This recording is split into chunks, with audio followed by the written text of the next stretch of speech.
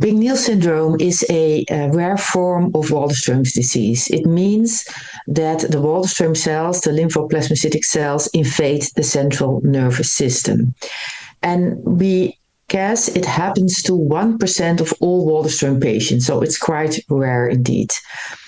What happens is that the Waldenström, so the LPL cells, they invade the meninges or the brain, and they can form a tumorous infiltration like lymphoma in the brain, normally high-grade lymphoma, or it is a form of meningeal infiltration.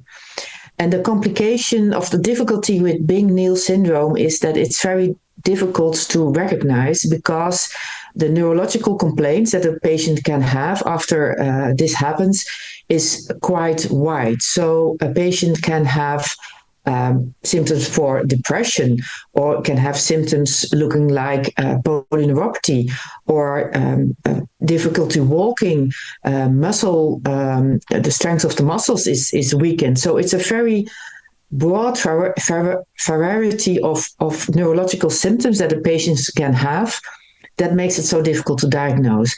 And normally I just try to consolidate it in one question, in one sentence, is that in every patient known with Waldenström's disease who has unexplained neurological symptoms, please check for Bing-Neel syndrome, because every symptom can be a sign of Bing-Neel syndrome.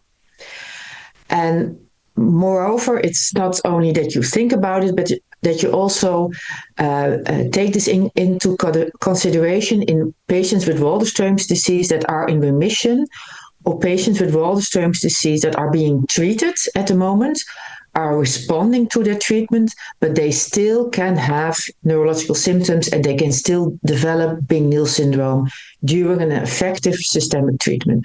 So think about it all the time when you have unexplained neurological symptoms in a patient, but still it's quite a rare disease.